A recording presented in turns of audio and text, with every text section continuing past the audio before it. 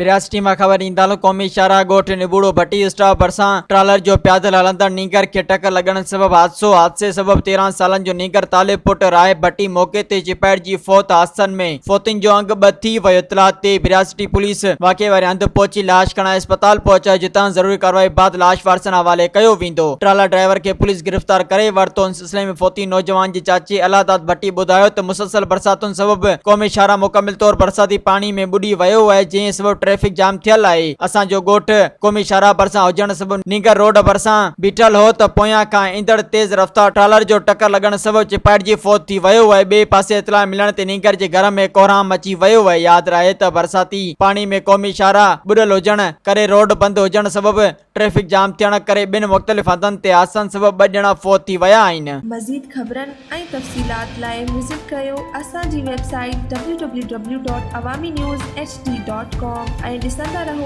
Awami news HD।